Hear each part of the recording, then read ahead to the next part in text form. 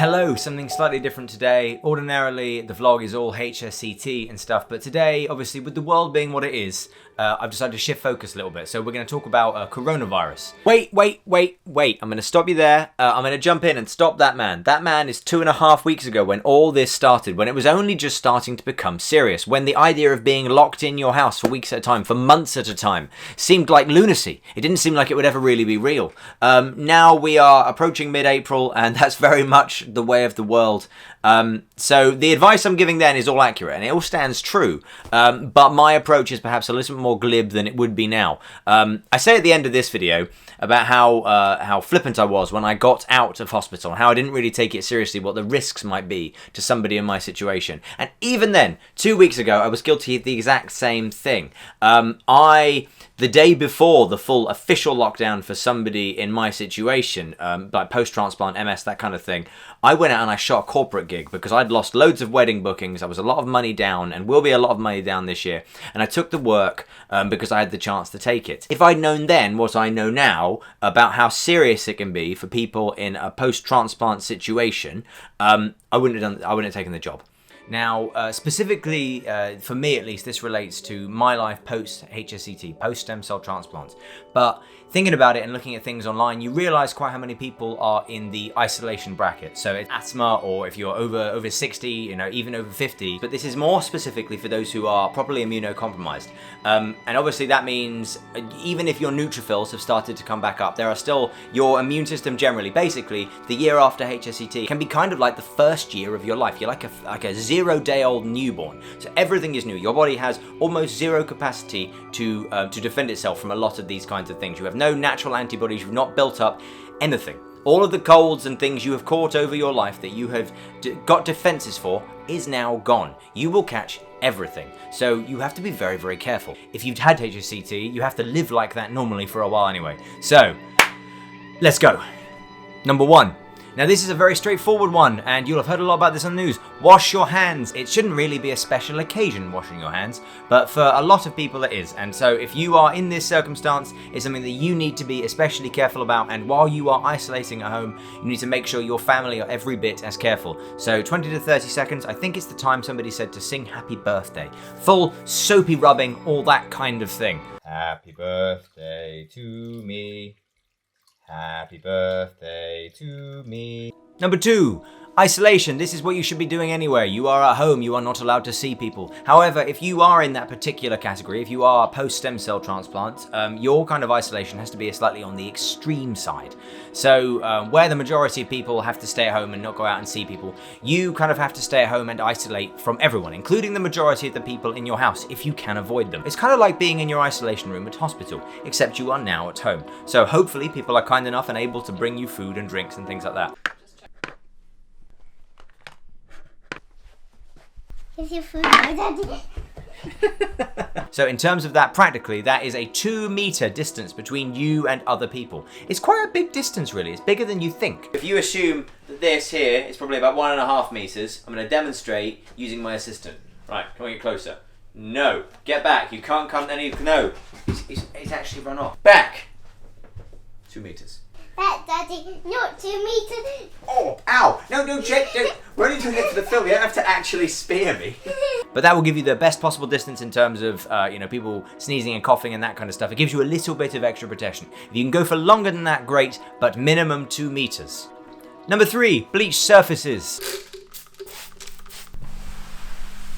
Antibac, I think will do it. I'm not entirely sure. This is the part where I'm highlighting how much I'm not medical. But if you can, bleach them. Bleach is good. Bleach kills things. Especially what you want to get is high traffic areas. So kitchen sides, anything with a hard surface. The virus lives much longer on a hard surface than it does on something like cloth. So if you've got door handles, everyone has door handles. Chris from 2 weeks ago. What are you talking about? Let me open this door here. Is that in the shot? It is not. There's a door handle here, so door handles. Things where if other people have coughed or sneezed and they've caught it in their hands, taps, areas around the sink, anywhere you are likely to be touching, needs to be bleached every single day. 4, Changing bedding. This is less about the virus and more about, compromised immune systems generally. You want to be cleaning everything that you are sleeping on as regularly as is possible. I know after my HSCT, I changed the bedding every 2 days. And even I kind of felt like that might not have actually been enough. But that is general good housekeeping for immunocompromised people. Number 5, this is partly for the virus, partly post HSCT, immunocompromised kind of thing. Don't share your bed with kids. That needs to be something you're avoiding for the time being, at least, while you are how you are, immunocompromised, and how the world is at the moment, namely full of viruses and things that will get you. Number 6. Number 6, I think we're on 6. Don't answer the door. So I think of it like a horror film. Don't answer the door to anybody.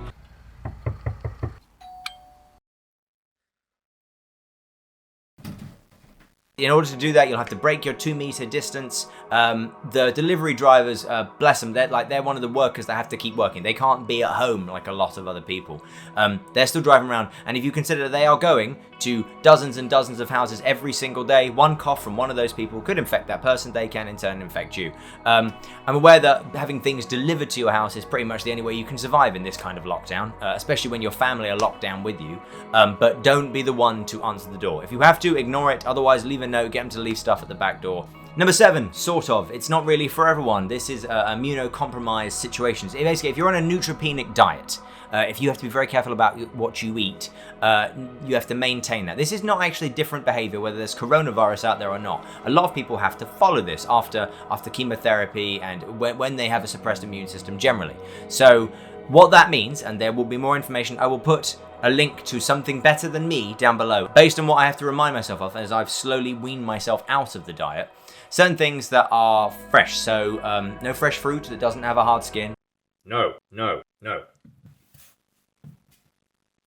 So something like a pineapple is fine, something like an apple is not. So no fruit, no nuts. No. No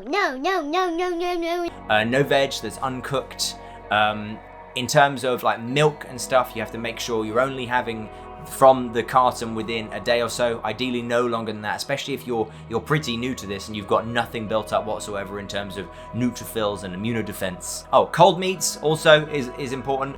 No. I'm trying to remember what I had to do. It's a couple of months ago now, I'm forgetting stuff. I'm going to put more information from that link, and that's pretty much it. Please feel free to comment down below if you have any other suggestions. On the whole, this is something that, is going to be new to a lot of people, and for those of you who are already having to be careful, you need to be especially diligent. I know when I got out of hospital, I was rubbish.